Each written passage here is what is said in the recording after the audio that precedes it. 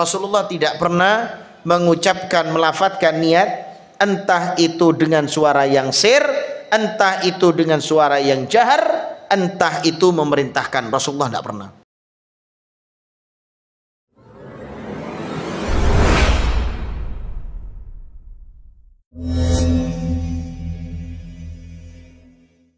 Bismillahirrahmanirrahim. Assalamualaikum warahmatullahi wabarakatuh. Innal hamdalillah nahmaduhu wa nasta'inuhu wa nastaghfiruh wa na'udzu billahi min shururi anfusina wa min sayyiati a'malina. Man yahdihillahu fala mudilla lahu wa man yudlil fala hadiyalah. Asyhadu an la ilaha illallah wahdahu la syarika lah wa asyhadu anna Muhammadan abduhu wa rasuluh la nabiyya ba'da wa ba'd. Para jamaah rahimani rahimakumullahu jami'an. Alhamdulillah, pada hari yang ke-15 Ramadan Allah Subhanahu wa taala memberikan kita kesehatan, memberikan kita panjang umur, memberikan kita banyak rezeki. Ini adalah karena kenikmatan yang tidak ada taranya para jemaah. Apalagi kita masuk di bulan Ramadan, yang mana bulan Ramadan bulan syahrun mubarak, bulan yang penuh dengan berkah. Para jemaah rahimani rahimakumullahu jami'an, pada hari ini kita akan melanjutkan kajian kita di dalam kitab Mulakhas Al-Fiqhi, yang mudah-mudahan Allah Subhanahu wa taala memberikan kita kesungguhan untuk menghabiskan kitab ini di dalam kajian-kajian, meskipun hanya beberapa kali di dalam satu bulan, bahkan satu kali dalam sebulan. Mudah-mudahan para jemaah Allah memberikan kita semangat yang lebih, Allah memberikan kita banyaknya kenikmatan supaya kita dapat mengkaji ilmu-ilmu syariat Islam ini.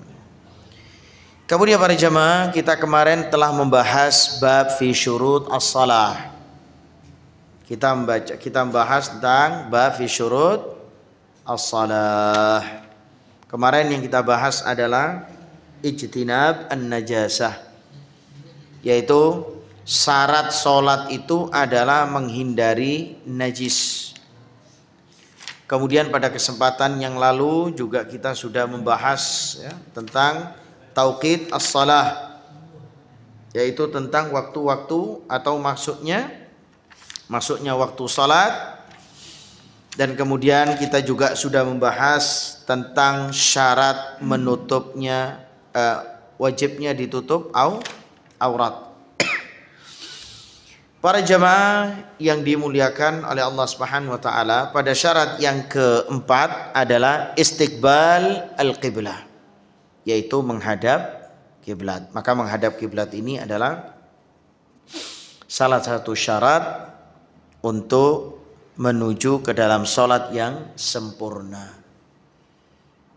Maka seorang yang meninggalkan syarat-syarat salat ini bisa batal, tapi juga bisa tidak batal, tetap sah, karena meninggalkan syarat karena ada berbagai macam uzur.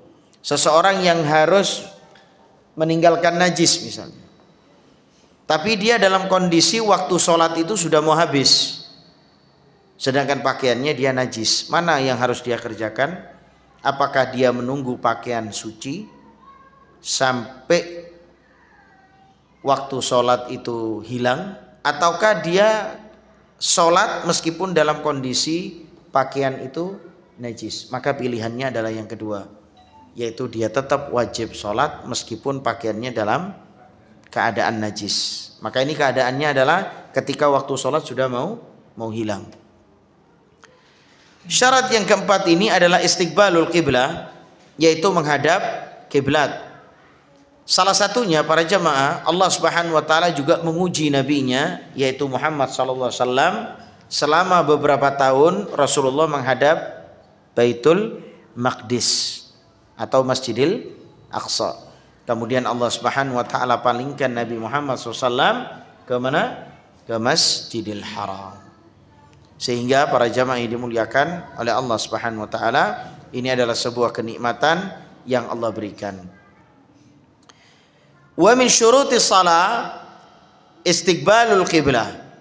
Adapun dari syarat-syarat salat, salah satunya ataupun yang keempat adalah menghadap arah kiblat. Wa hiya al-ka'batu al-musyarrafah, yaitu kiblatnya adalah Ka'bah. Nah, ini para jamaah, sekarang yang menjadikan seperti Ka'bah itu sudah banyak. Syariat tawaf itu hanya ada di Ka'bah. Tapi sekarang orang-orang sudah mulai meniru, syariat tawaf dirubah ke kuburan. Ini tidak ada, Pak. Ya. Syariat sa'i hanya ada di Safa Marwah. Misalnya nih para jamaah, sa'i dirubah di Terim, misalnya di Hadramut. Tidak bisa para jemaah.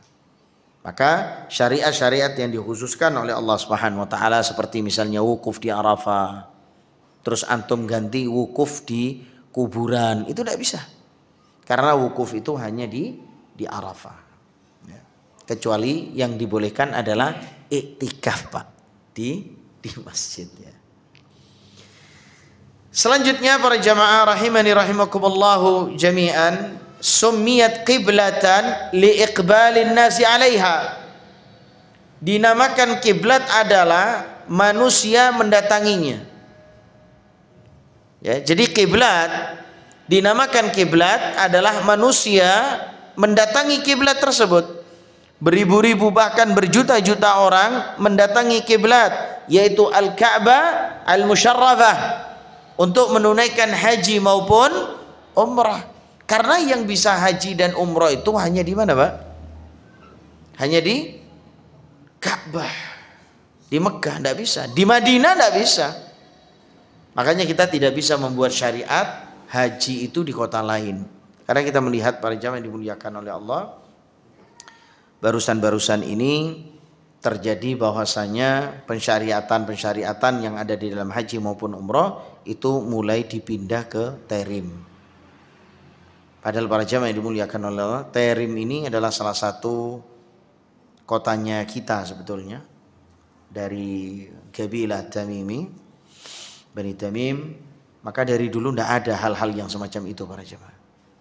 Jadi tidak ada acara-acara yang seperti sekarang itu, tidak ada para jamaah. Kemudian wali annal musalliya yuqabiluha, dan juga disebut itu karena orang yang sholat menghadapnya. Jadi kiblat itu dinamakan kiblat adalah orang sholat itu menghadapnya. Jadi kiblat itu yang dihadapkan. Maksudnya apa? Kita menghadap kiblat. Jangan sampai disalahkan arti bahwasanya orang Islam itu nyembah Ka'bah. Tidak ada persembahan di situ. Tidak ada persembahan.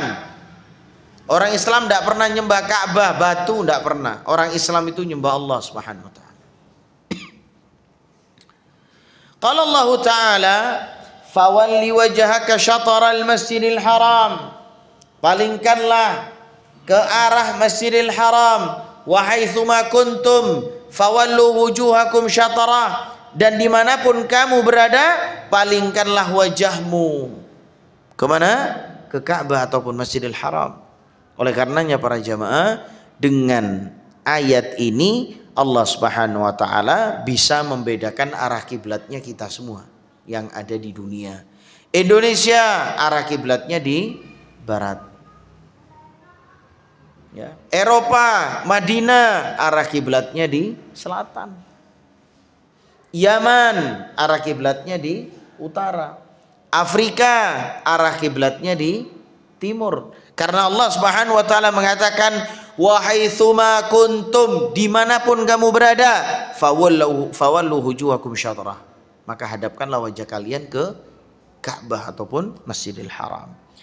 Faman qaruba minal Ka'bah, kalau misalnya posisi antum dekat dengan Ka'bah, berhadapan langsung dengan Ka'bah, maka ini berbeda dengan antum yang ada di Indonesia, yang antum tidak berhadapan dengan Ka'bah, antum jauh. Kalau kita mau menilai para jamaah naik pesawat itu dari Jakarta sekitar 8 jam lebih.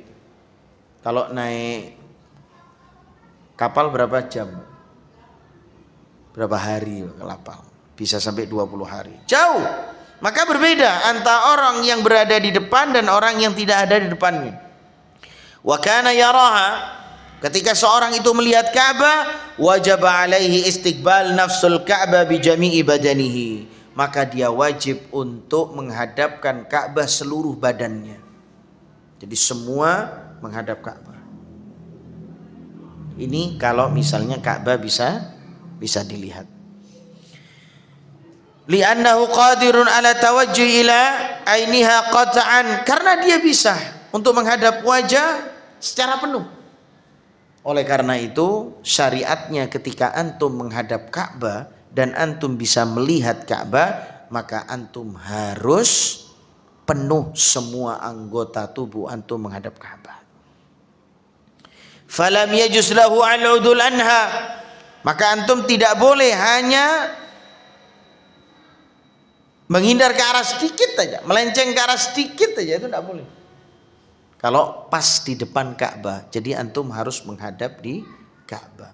Wa man kana qariban minha lakin la yaraha liwujudi ha'il bainahu wa bainaha ijtahada fi isabatiha. Kalau misalnya antum dekat dengan Ka'bah tapi antum tidak bisa melihat Ka'bah, jadi tidak semua orang yang ada di Masjidil Haram itu bisa melihat Ka'bah, Pak. Kenapa? Karena tertutupi bangunan. Ya, karena tertutupi bangunan Ka'bah itu, para jamaah yang dimuliakan oleh Allah. Sehingga ketika ada orang yang ada di Ka'bah, ada orang di Masjidil Haram, tapi dia tidak bisa melihat Ka'bah, liwujudi ha'il baina wa bainahu, karena adanya tembok, ijtahada, maka dia harus berusaha keras fi isabatiha, untuk menghadap Ka'bah. Ya. Wa tawajjah ilaihi ma amkana, sedapat mungkin antum menghadapkan wajah-wajah antum ke dalam menghadap ke Ka'bah. Jadi posisinya yang pertama itu antum bisa melihat dan antum posisinya di depan Ka'bah. Maka semuanya jami al-badan, semua badan harus menghadap Ka'bah. Kemudian yang kedua, ketika antum dekat dengan Ka'bah tapi antum tidak kelihatan Ka'bah karena adanya tembok, maka antum harus sedapat mungkin untuk tetap posisi antum menghadap Ka'bah. Wa man kana ba'idan 'anil Ka'bah fi ayyi jihatin min jihadil ard. Bagaimana kalau misalnya posisi Ka'bah itu dengan orang Indonesia? Kita jauh. Fa innahu yastaqbilu fi salatil jihati allati fiha al-Ka'bah. Maka antum menghadap arahnya Ka'bah. Apa maksudnya arahnya Ka'bah? Ada yang tahu? Arahnya Ka'bah ini maksudnya apa? Berarti antum menghadap ke arah barat. Ini kalau orang Indonesia. Sama seperti Rasulullah SAW ketika di Madinah, jauh. Maka Rasulullah menghadap arah Ka'bah, yaitu arah mana? Arah apa? Selatan. Maka para jamaah dimuliakan oleh Allah Subhanahu wa taala, ini juga ada uzur bagi kita, dimaafkan bagi kita karena memang posisinya yang sangat jauh. Ya, antum jangan terlalu terpengaruh sama film-film sinetron-sinetron ya. Saya pernah melihat satu cuplikan. Dia mengatakan kita ini salah arah. Kita ini menghadap Spanyol. Bisa-bisa menghadap ke arah stadion Real Madrid. Ini dibuat-buat para jemaah. Ya. Allah Subhanahu wa taala memberikan uzur kita. Kita kalau mau pas menghadap Ka'bah tidak bisa, Pak. Karena memang kondisinya yang sangat jauh. Makanya Allah Subhanahu wa taala memberikan keringanan bagi antum, bagi orang Indonesia atau di luar Mekah, yaitu menghadap arahnya. Jadi kalau Ka'bah itu di barat, selama itu namanya barat, itu berarti Ka'bah. Itu berarti kiblat kita. Ustaz, gimana kalau misalnya kita miring dan yang lain? Ya itu cuma aturan saja para jemaah. Tapi pada intinya Allah Subhanahu wa taala memberikan rukhsah kita. Tapi di sini biasanya Kementerian Agama memberikan kompas kalau tidak salah +7 kalau tidak salah. Jadi di kompas itu ada +7, maka itu adalah arah kiblat. Kemudian Kemenak juga memberitahukan kita ada satu hari yang mana bayangannya itu menuju Ka'bah. Jadi masjid-masjid itu mengecek arah kiblat. Maka para jamaah yang dimuliakan oleh Allah, maka ini adalah cara-cara yang baru para jamaah. Maka pada intinya ketika zaman Rasulullah itu tidak ada hal-hal yang seperti ini, tapi Allah sudah memberikan rukhsah kepada kita bahwasanya kita menghadap arahnya kiblat. Kemudian wala yadurrut tayamun wala tayasur al-yasiran, maka tidak ada masalah ke kanan sedikit, ke kiri sedikit, agak mencong sedikit, tidak masalah. Karena ini adalah uzur. Li haditsin ma bainal masyriqi wal maghrib qiblah. Apa kata Rasulullah SAW? Di antara timur dan barat adalah kiblah. Jadi Rasulullah SAW kiblatnya begini, Pak. Jadi antara timur dan barat adalah kiblat. Jadi seluruh selatan itu adalah kiblat. Tidak harus selatannya harus pas di sini atau harus pas di sini, harus pas di sini lah. Ini adalah uzur. Ya, mana ada yang tahu para jamaah yang dimuliakan oleh Allah kita harus pas. Meskipun pakai kompas tidak ada jaminan, Pak. Tapi itu adalah alat bantu untuk mencari arah kiblat. Sahih Tirmidzi. Wa ruya an ghairi wahid minas sahabah, dan ini di sini diriwayatkan ya banyak dari para sahabat. Wa hadza bin nisbati li ahli al-Madinah, maka ini yang dimaksudkan adalah nisbat kiblat untuk penduduk Madinah. Wa ma wafaqa qiblataha mimma samataha, yaitu berlaku pada negeri yang lainnya seperti Indonesia juga. Wa lisairil buldan mithla dzalik, dan negara-negara yang lain di luar Arab Saudi juga seperti itu. Falladhi fil masyriq mathalan, kalau negaranya ada di timur, takunu qiblatuhu bainal junubi wasyimal, maka kiblatnya itu adalah di antara utara dan selatan. Faham para jemaah? Jadi di antara utara sampai selatan semua ini kiblat. Mau mencong kanan, mau mencong kiri, masuk kiblat semua. Walladzina fil maghrib kadzalik, begitu juga orang yang ada di barat, maka semua arah timur bagi mereka adalah kiblat. Fala tasihhu shalat biduni istiqbal kiblah, maka tidak sah salatnya seseorang yang tanpa kiblat, ngawur. Seperti misalnya seperti orang Suriname. Orang Suriname ini kan banyaknya kan orang Indonesia. Jadi ketika dia pindah dibawa Belanda ke Suriname, tahu Suriname di mana, Pak? Belanda. Kok di Belanda, Pak? Ya memang negaranya Belanda. Posisinya maksudnya di Amerika Latin, Suriname itu. Tapi kekuasaan Belanda, bukan di Eropa Suriname itu. Di Amerika Latin. Jadi mereka pakai bahasa Jawa di sana. Sebagian dari mereka mengikuti kiblatnya orang Suriname, sebagian lagi mereka mengikuti kiblatnya orang Indonesia. Jadi mereka orang Suriname menghadap ke barat, padahal kiblatnya orang Suriname bukan di barat. Ini tidak boleh ya. Liqauli ta'ala, sesuai dengan firman Allah, wa haitsuma kuntum fawallu wujuhakum syatarah. Dalam surat Al-Baqarah ayat 144, dimanapun kalian berada, fawallu wujuhakum syatrah, hadapkanlah wajah kalian ke mana? Ke Ka'bah. Ai fi barrin, entah antum berada di padang pasir atau daratan, au jawin, entah antum ada di udara. Nah, ketika antum ada di udara itu menghadapnya kemana, Pak? Ini pesawat. Ya, ini pesawat. Ini Ka'bah. Antum ngadep mana, Pak? Apa antum nyelungup kayak gitu? Ya ndak. antum tetap sholat berdiri. Karena apa? Ka'bah itu ya sampai atas. Maksudnya ketika Ka'bah itu ada di bawah, antum ada di lantai 5 di Masjidil Haram, apakah antum sholatnya nyelongot kayak gini? Enggak, tetap sini. Jadi misalnya ini Ka'bah ya. Ini Ka'bah, antum posisi ada di sini. Pesawat misalnya, atau antum ada di lantai. Ya Ka'bah itu ya lurus ke atas gini, Pak. Tetap ya, paham ya. Makanya ada seorang yang tanya, Ustadz, bagaimana seorang sholat di mana itu? Bukan, sholatnya bukan dia, no. Astagfirullah. Gimana orang sholatnya di langit gitu ya? Bukan di bulan. Ngomong kemarin itu mana? Saya bilang nanti kalau sudah sampai sana telepon saya, nanti saya ajarin sholatnya. Kalau enggak penting-penting jangan dijawab, Pak. Ya, kadang-kadang orang ini nyari jawaban. Ustadz, ini misalnya gini. Tiba-tiba ada seperti ini. Loh, antum tahu dari mana? Misalnya, ya repot.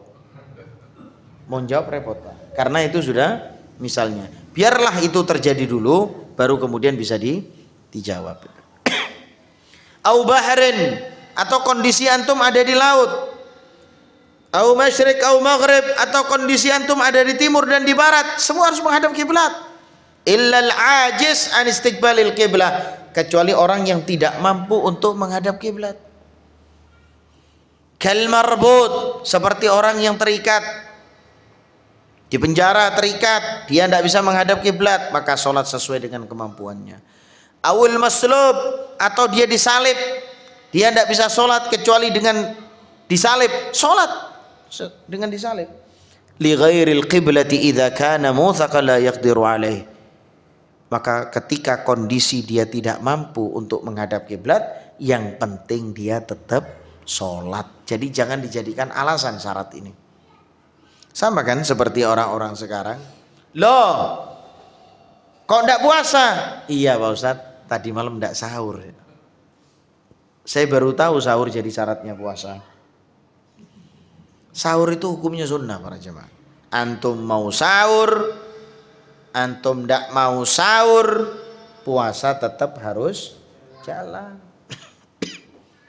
Ya, itu harus ya. Jadi seakan-akan sahur ini menjadi satu kewajiban.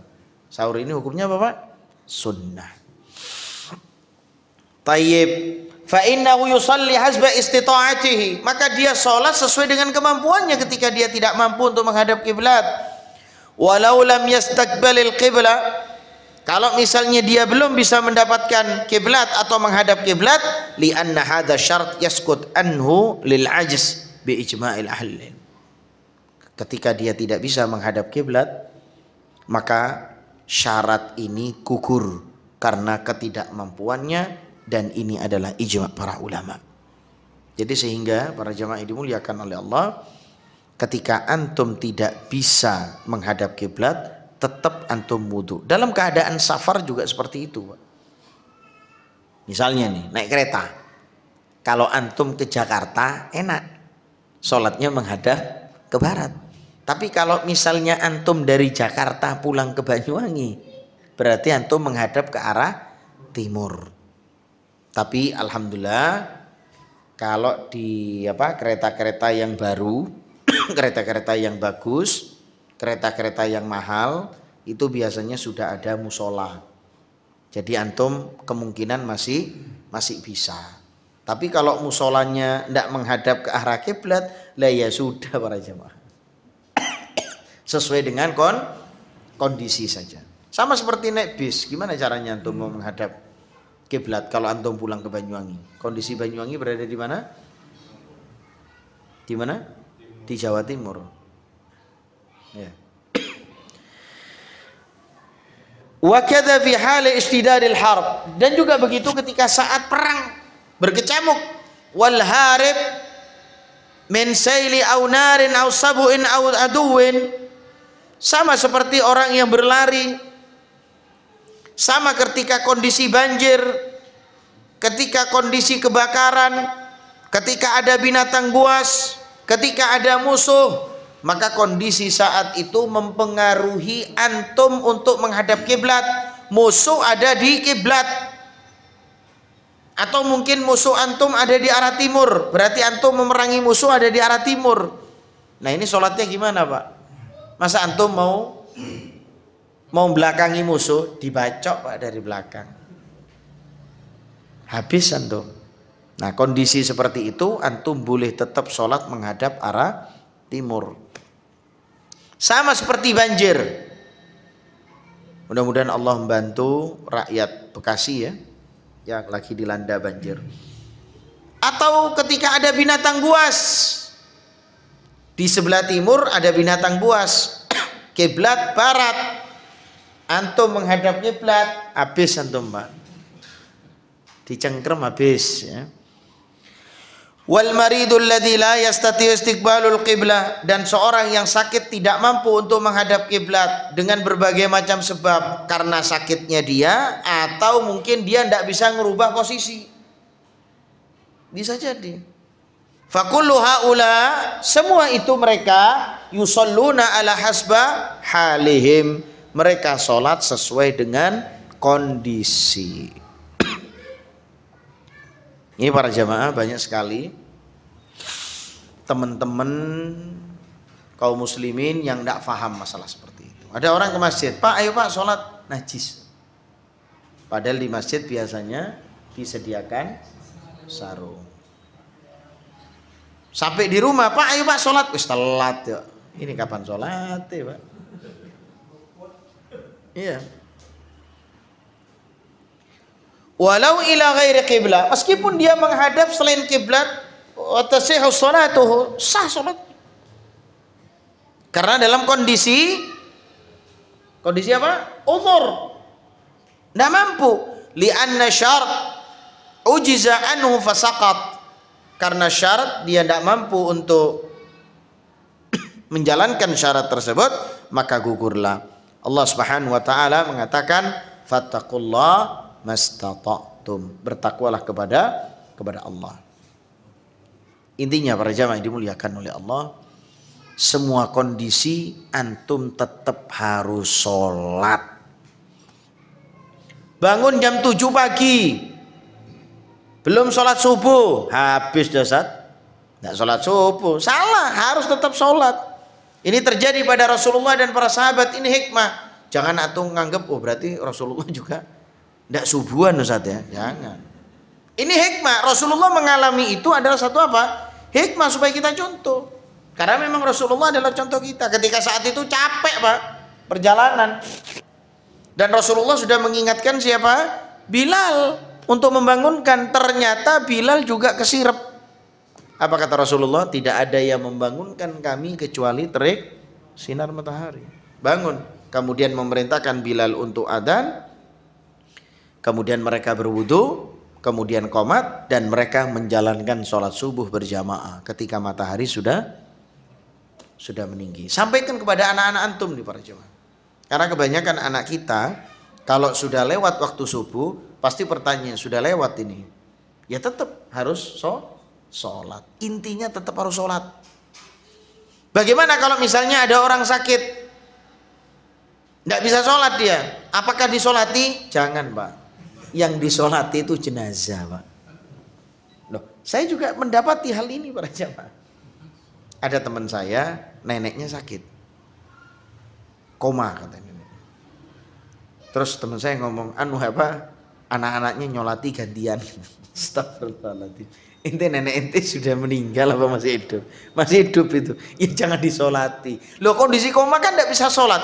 Khalas, uzur, dia tidak bisa sholat sudah. Tidak sholat sudah orang yang koma itu. Gimana mau? Apakah sholatnya harus diganti? Tidak perlu. Sama seperti wanita yang haid dan nifas. Tidak perlu ganti sholat. Jadi kalau ada orang yang koma Pak, minta tolong Pak jangan disolati Pak. Ya, tidak boleh disolati itu ya. Kemudian waqala Nabi SAW wa idza amartukum bi amrin fa'tu minhu mastata'tum. Nabi Muhammad SAW mengatakan apabila kalian diperintah maka laksanakanlah perintah itu sesuai dengan kemampuan kalian. Jangan diartikan, Ustadz saya belum mampu sholat. Gimana kalau tahun depan? Nah ini bukan itu artinya Pak. Maksudnya apabila antum tidak bisa sholat sambil berdiri, sholatlah dengan sambil duduk. Tidak bisa dengan duduk, maka sholatlah sambil berbaring. Lah kalau mikir kayak gitu enak perempuan-perempuan itu, Ustadz saya belum siap untuk jilbaban. Wah, belum siap untuk jilbaban dan hati saya sudah berjilbab. Ini repot. Ya, coba antum ketemu sama polisi pas naik motor, Pak kok ndak helman? Hati saya sudah helman Pak. Hah? Belum siap helman saya Pak. Pengen tahu anak. Kira-kira ditilang, diketawain apa diajar? Kemudian para jamaah, fil hadits muttafaqun alaih. Hadis ini muttafaqun alaih.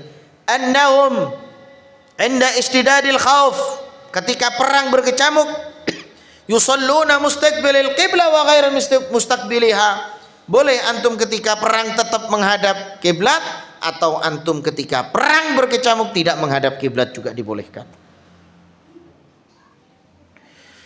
Wa yustadallu 'alal qibla bi asya' katsiratin minha. Dan bagaimana cara untuk mengetahui kiblat? Banyak caranya para jemaah. Yang pertama al-ikhbar, yaitu kabar, pemberitahuan, pengumuman. Fa idza akhbara bil qibla mukallafun thiqatun 'adl, apabila ada seorang yang memberikan kabar, seorang yang mukallaf, balik, thiqah, adil, jujur tentang arah kiblat, amila bi khabarihi, maka dia mengerjakan sesuai dengan kabar yang dia terima, yaitu kiblatnya di sana Pak. Ya. Idza kana al-mukhbir mutayaqqinan al-qiblah, karena kalau misalnya dia yakin, orang yang memberikan kabar itu berkeyakinan bahwasanya kiblat itu arahnya di sana. Jadi penentuan arah kiblat itu berdasarkan kabar. Yang pertama. Yang kedua, penentuan kiblat adalah wa kadza idza wajada al maharib al islamiyah. Ketika antum menemukan mihrab, ini mihrab. Jadi salah satu gunanya masjid ada mihrabnya adalah menentukan arah kiblat. Coba ada masjid yang tidak ada mihrabnya, maka dia harus memberikan tanda bahwasannya itu adalah kiblat. Ini biasanya kalau yang tidak ada mihrab dan tidak ada arah kiblat itu adalah musola atau tempat sholat yang ada di mal-mal. Tapi kadang-kadang cuma dikasih ini Pak, kayak gawangan ini Pak, ya, dikasih gawangan, itu mihrab. Maksudnya apa? Supaya antum tahu kalau itu adalah kiblat. Amila biha, boleh antum langsung menghadap langsung ke arah kiblat. Wastadallu biha 'alal qiblah, maka ini adalah dalil untuk kiblat, li'anna dawamut tawajjuh ila jihati tilkal maharib yadullu 'ala sihhati ittijahiha. Karena seseorang yang sering menghadap ke arah situ, maka itu adalah mihrab, yang mana mihrab itu biasanya tepat untuk menghadap ke arah kiblat. Nah, ini makanya antum kalau ada masjid ya tetap harus ada mihrab, meskipun tidak ada masuk seperti ini Pak. Meskipun mihrabnya tidak masuk, misalnya mihrabnya imamnya di sini gitu ya, kotak, tapi tetap harus antum kasih gawangan lah sebagai tanda saja. Wa kadzalika yustadallu 'alal qibla bin nujum, dan juga antum boleh melihat arah Ka'bah itu dengan bintang. Nah, ini yang bisa melihat adalah pelaut. Nah, ini orang-orang muncar bisa nih. Mungkin ada di antara antum yang bisa melihat bintang di barat. Bukan bintang di barat itu, bukan, maksudnya bintang yang menandakan bahwasannya itu adalah arah barat. Bisa ya antum ya? Antum kan di sini pelaut Pak. Hah? Siapa yang bisa, yang mampu di sini? Angkat tangan coba. Antum bisa Pak? Lah, antum ini kan orang muncar semua ini. Masa enggak tahu menentukan arah barat? Lah kalau antum istilahnya perahu apa? Raider perahu sejati insya Allah tahu lah, nggak bisa pulang kalau antum nggak tahu Pak. Samara Bintang. Lah iya bisa nggak pulang antum. Betul nggak? Ya. Qala Allah Ta'ala, ini dalil-dalil buat antum yang pelaut Pak ya. Wa bin najmi hum yahtadun. Dalam surat An-Nahl ayat 16, dan dengan bintang mereka dapat petunjuk. Jadi bintang itu ada 3 kemanfaatan. Yang pertama sebagai arah, ya. Kemudian yang kedua sebagai hiasan di laut. Ya. Yang ketiga adalah sebagai pelempar syaitan. Jadi ketika ada bintang jatuh jangan minta doa Pak, keliru. Kan banyak kan ketika ada bintang jatuh terus doa. Ini ya gimana ya Pak ya? Kalau antum nunggu bintang jatuh, kalau musim mendung repot doanya nanti. Nggak doa-doa antum Pak. Ya, antum kalau mau doa waktu-waktu mustajab jangan nunggu bintang jatuh. Karena memang tidak ada syariatnya, bahkan itu sampai kepada kesyirikan.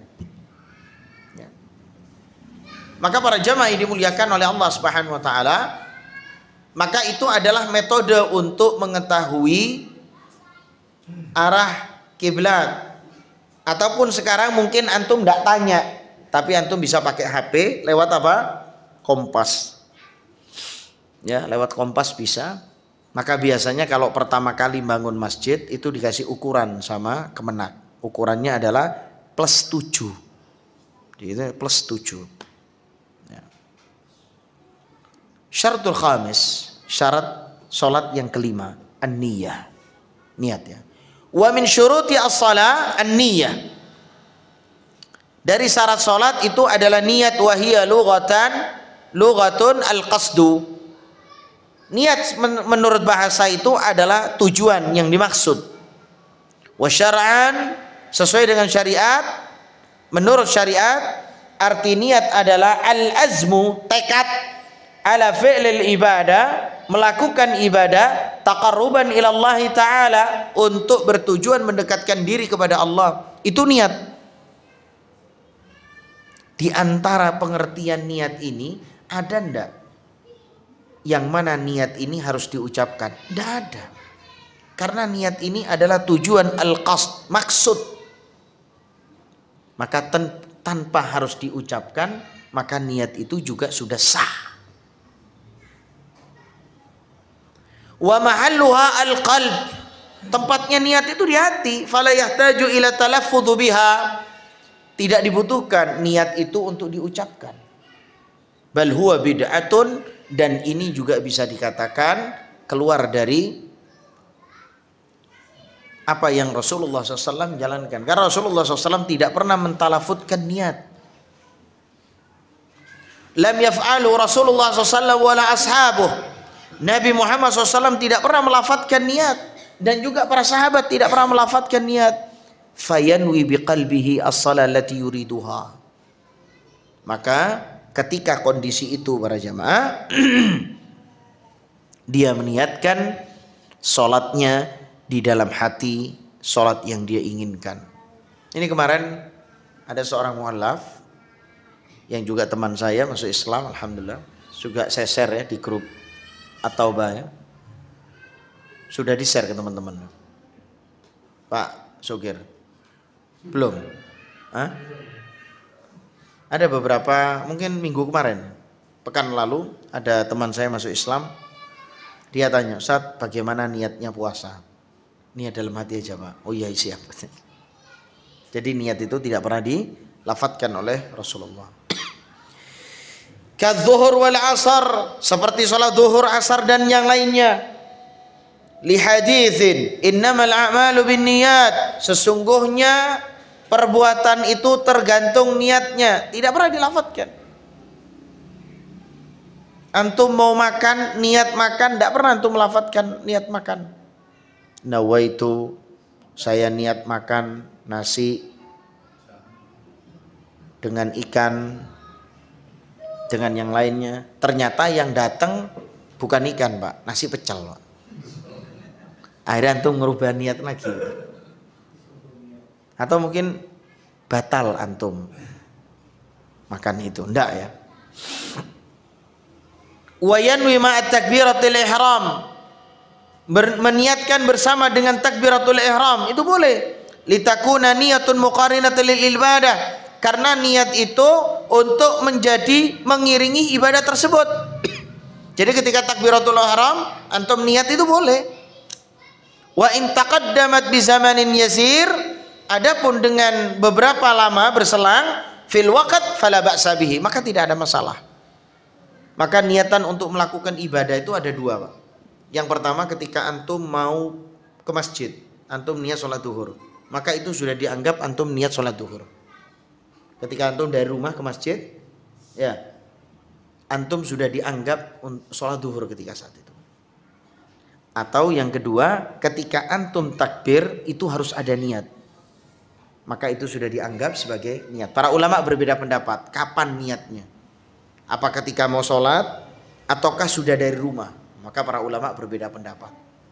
Sebagian pendapat mengatakan ketika mau keluar dari rumah sudah meniatkan untuk sholat duhur dan yang lainnya, maka itu sudah dianggap sah untuk niat sholat. Ada yang mengatakan, sebagian para ulama, niat itu harus diniatkan ketika mau sholat.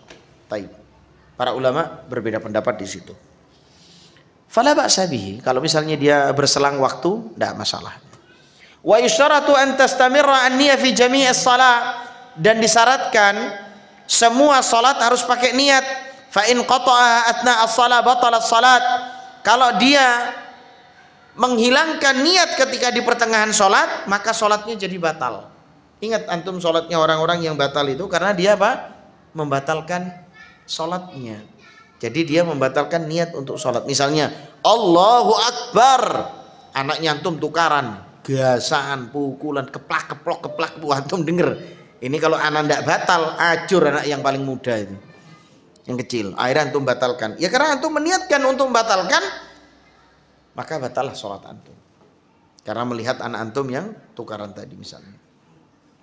Wa yajuzu liman ahrama fi shalah fardhatan wa huwa ma'mum, dan juga dibolehkan barang siapa yang takbiratul ihram salat wajib dan dia sebagai makmum atau dia sholat sendiri, ayyaqliba salatahu nafilah, mengganti sholat itu menjadi sholat nafilah. Maksudnya apa? Niatnya pertama wajib, kemudian menggantinya sebagai sholat sunnah. Maka ini dibolehkan. Idza kana dzalika li gharadis sahih, kalau tujuannya dibenarkan. Jadi antum ini niatnya mau sholat wajib, terus antum ganti niatnya kepada sholat sunnah. Ini boleh dengan tujuan yang dibenarkan. Misal, apa misalnya? Ayyuhrima munfaridan, antum sholat sendirian, fayuridu sholat ma'al jamaah. Kemudian ketika saat itu antum ingin sholat berjamaah. Atau mungkin kebalikannya begini para jamaah. Antum sholat sendirian, kemudian ditepuk sama orang. Akhirnya antum meniatkan menjadi apa? Imam ketika saat itu. Atau yang lainnya, berbeda niat. Imam sholat misalnya apa? Imam sholat sunnah, antum baru datang misalnya. Lah, imamnya udah selesai. Oh, itu imam sholat sunnah. Terus kita masuk, kita ikut sholatnya imam, tapi niatnya kita sholat wajib. Maka ini juga tidak masalah. Lah Ustadz, gimana kami berlainan niat sama imam? Tidak masalah. Imamnya sholat sunnah, antum baru datang ke masjid, loh, imam udah selesai nih sholat. Antum bareng sholat bersama imam. Imamnya sholat sunnah, antum sholat wajib, tidak ada masalah. Berlainan niat. Taib. Wa'alam anna ba'dhan nas qad ahadu bin niyyah bid'atu wa tashaddudan ma anzalallahu biha min sultan. Ketahuilah bahwasanya sebagian dari manusia telah menciptakan hal yang baru di dalam niat yang bid'ah tadi, dan dia ekstrim terhadap apa-apa yang telah diturunkan oleh Allah dan dia tidak memiliki ilmu itu. Wa dzalika bi ayyaqula ahaduhum, sebagian mereka mengatakan nawaitu an usalliya fardha kadza, saya niat. Sebagian dari mereka mengatakan dalam lafaz niatnya, saya niat untuk mengerjakan sholat wajib yang ini. Ada dan jumlah rakaatnya sekian, ada Allah melaksanakan pada Allah khalfa hadzal imam, di belakangnya imam fulan. Ternyata ketika sholat imam fulannya kentut, kan ganti imam tuh Pak, bisa jadi ganti niat lagi gitu. Nahwu dzalika minal alfaz, ataupun dengan lafaz-lafaz yang lain, wa hadza syai'un lam yaf'alu Rasulullah SAW. Maka hal ini tidak pernah dilakukan oleh Rasulullah. Falam yunqal anhu, tidak pernah dinukil darinya, annahu talaffuz bin niyyah la sirran wala jahran wala amru bidzalik. Rasulullah tidak pernah mengucapkan, melafadzkan niat, entah itu dengan suara yang sir, entah itu dengan suara yang jahar, entah itu memerintahkan. Rasulullah tidak pernah. Qala Syekhul Islam Ibnu Taimiyah rahimahullah wa rajamah, al-jahru bin niyyah la yajibu wa la yustahab bi ittifaqil muslimin.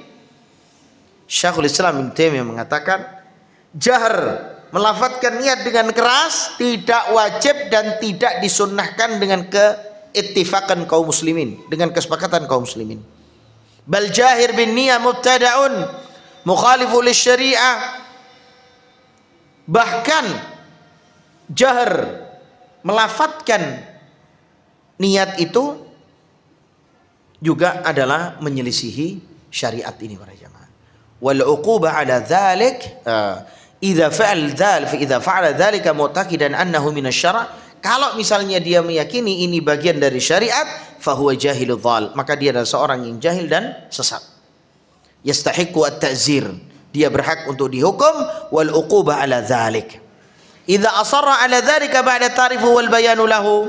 Kalau misalnya dia tetap bersikeras padahal dia sudah dikasih penjelasan, tetap ngengkel, la siyama idza adaman ila janibi bi rafi sautihi, bahkan dia sampai mengganggu teman-teman yang ada di samping dengan suaranya membaca niat, au karrara dzalika marra ba'da marra, atau dia selalu mengulanginya, fa innahu yastahiqqu at-ta'zir al-baligh ala dzalik, maka dia harus diberikan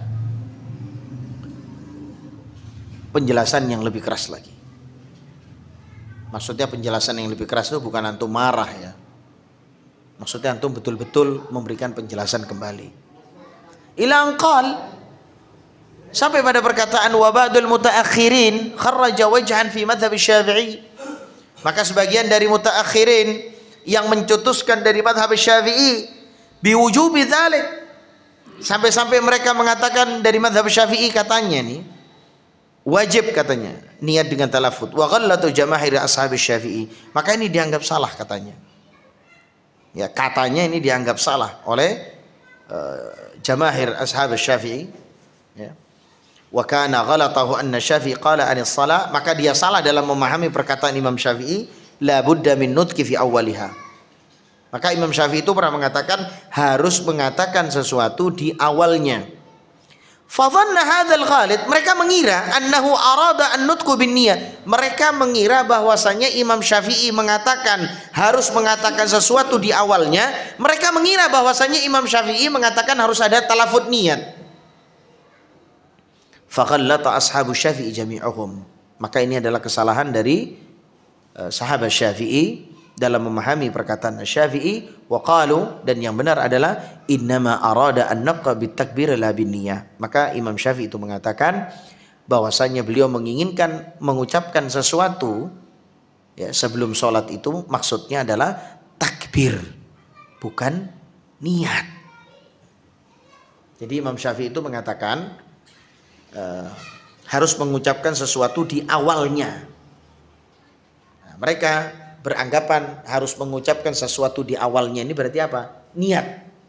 Tapi yang benar maksud dari Imam Syafi'i mengucapkan sesuatu di awalnya itu adalah takbir, bukan niatnya. Kemudian intahal kalam Syekh, wa talaffuz bin niyyah kama annahu bid'ah, dan talaffuz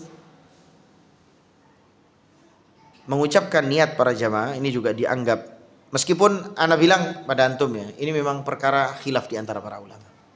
Hatta Syekh Muhammad bin Shalih Al-Utsaimin juga mengatakan khilaf di antara para ulama.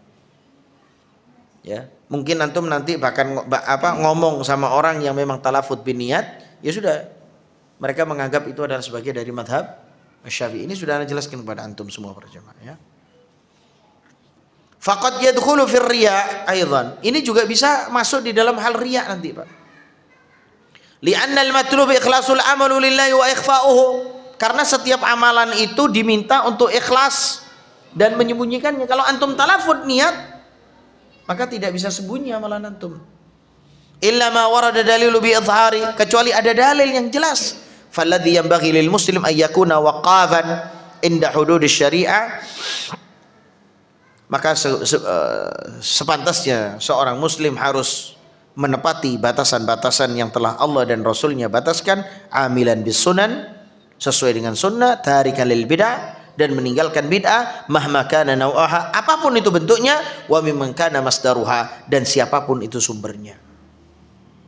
Harus jelas para jemaah, ilmiah. Wallahu ta'ala yaqul, Allah Subhanahu wa taala mengucapkan, qul atu'allimuna Allah bidinikum, apakah kalian akan memberitahukan, mengajarkan Allah tentang agama kalian?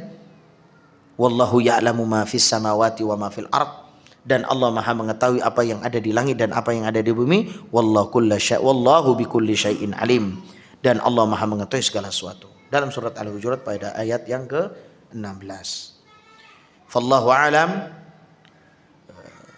wallahu a'lam biniyatil qulub wa maqasidiha, dengan niat qulub dan maksudnya. Fala hajata ila talaffuz biha, dan tidak dibutuhkan untuk talaffuz dengan niat di dalam salat, wa fi jami'il ibadat, dan semua dalam hal ibadat. Wallahu ta'ala alam. Banyak orang yang tanya, Ustaz, ini gimana kalau saya mau zakat, niatnya gimana? Ustaz, saya mau puasa. Sampai ada orang, Ustaz, saya tidak pernah sholat malam. Loh kenapa? Karena saya tidak tahu niatnya. Betul ya? Iya kan? Sampai begitu. Kamu kenapa tidak sholat duha? Ya itu ya, Ustaz, tidak tahu niatnya saya, Ustaz. Ya, jadi membaca niat itu bisa menjadi penghalang nantinya para jamaah ya. Wallahu a'lam. Waffaqallahu al-jami' lima yuhibbu wa yarda. Mudah-mudahan Allah melimpahkan taufiknya kepada kita semua para jamaah ya. Langsung kita pertanyaan ya, karena sudah habis. Ini waktunya sudah habis, harusnya kita banyak doa ini ya. Bagaimana hukumnya ketika sholat tarawih telat 1 rakaat sedangkan imam sudah salam? Apakah saya harus melengkapi 1 rakaat lagi? Lah kalau antum sudah masuk 1 rakaat ya harus melengkapi 1 rakaat lagi para jamaah. Ya, karena antum sudah masuk. Ya, karena antum sudah masuk. Baik, jazakallahu khairan. Saya rasa cukup karena waktu sebelum berbuka adalah sunnah untuk berdoa. Wassallallahu ala nabiyina Muhammad wa ala alihi washabihi wa man tabi'ahum bi ihsanin ila yaumiddin. Wassalamualaikum warahmatullahi wabarakatuh.